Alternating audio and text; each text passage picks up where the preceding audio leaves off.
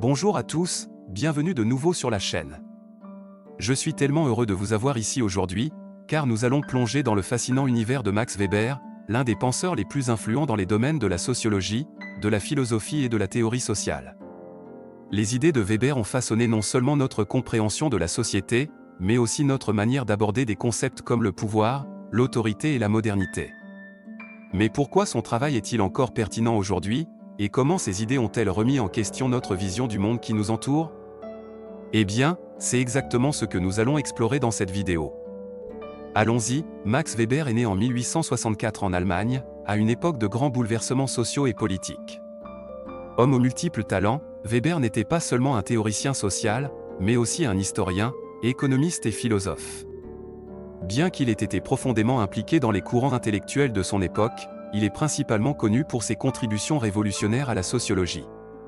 Les idées de Weber ont jeté les bases d'une grande partie de la théorie sociale moderne, et elles continuent d'influencer notre réflexion sur des sujets tels que l'autorité, la bureaucratie, la religion et la structure même de la société moderne. Alors, commençons par l'un des concepts les plus célèbres et provocateurs de Weber, l'éthique protestante.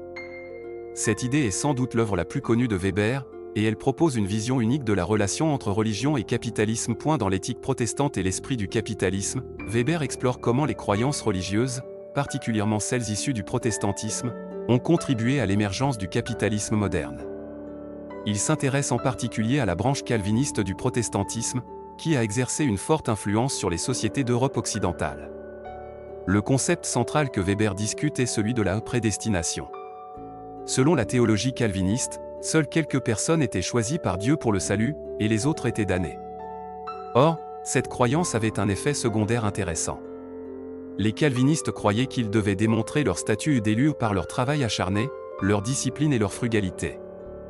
L'idée était que si eux travaillaient dur et prospéraient, cela serait un signe qu'ils faisaient partie des élus. Bien que Weber ne prétendait pas que le protestantisme avait directement causé le capitalisme, il a soutenu que certaines valeurs ancrées dans les croyances protestantes, telles que l'accent mis sur la responsabilité individuelle, la discipline et le travail acharné ont créé un environnement propice à la croissance des économies capitalistes.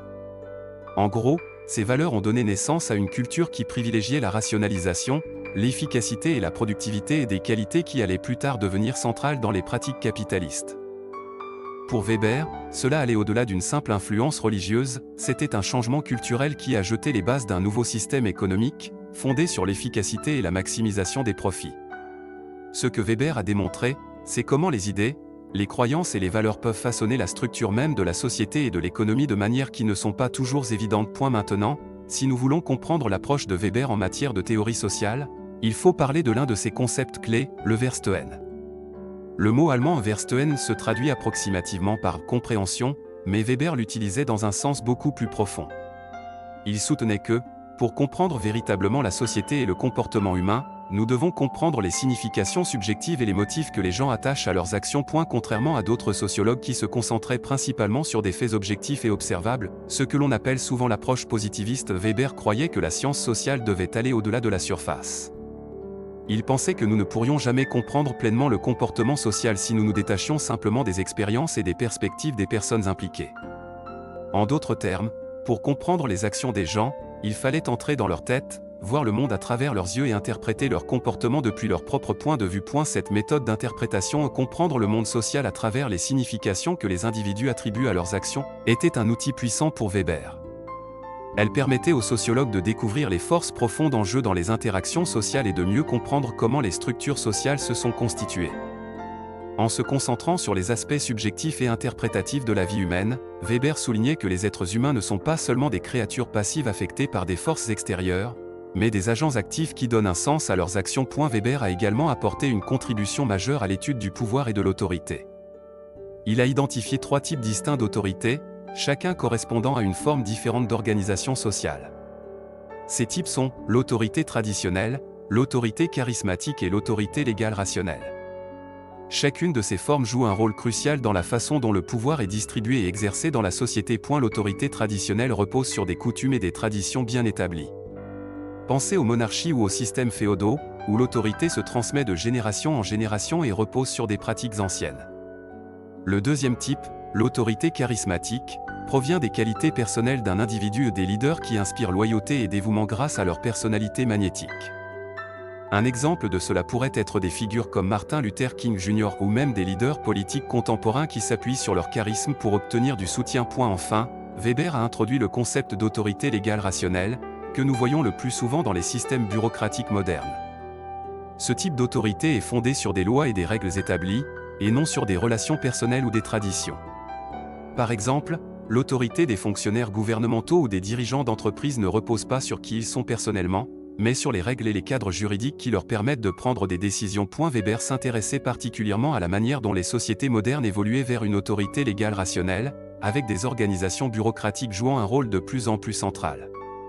En ce sens, Weber voyait les bureaucraties comme la marque de la modernité. Weber est peut-être mieux connu pour son analyse de la bureaucratie, qu'il considérait comme une caractéristique fondamentale de la société moderne. Les bureaucraties, avec leur accent sur l'efficacité, la hiérarchie et les règles formelles, sont au cœur du fonctionnement des organisations et des institutions modernes. Des gouvernements aux entreprises, en passant par les universités, les structures bureaucratiques dominent nos vies quotidiennes. D'une part, Weber reconnaissait que les bureaucraties étaient incroyablement efficaces.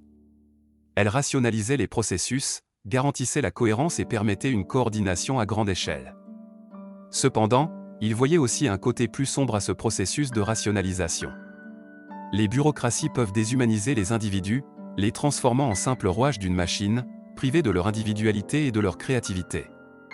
C'est là que Weber a introduit l'idée de la cage de fer. Selon Weber, la cage de fer désigne un système où les individus sont piégés par des règles et des régulations impersonnelles et rationnelles. Dans un tel système, les gens perdent leur liberté et sont soumis à des contraintes bureaucratiques rigides.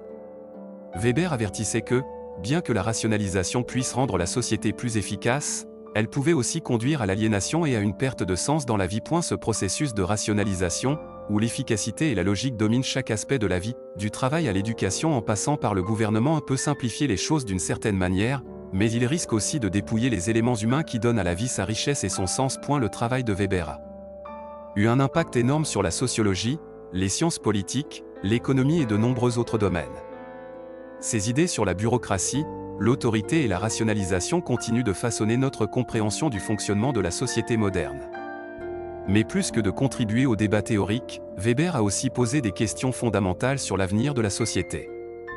À mesure que nous avançons dans un monde dominé par la bureaucratie et la rationalisation, que devient notre sens de la liberté? Que advient-il de notre individualité?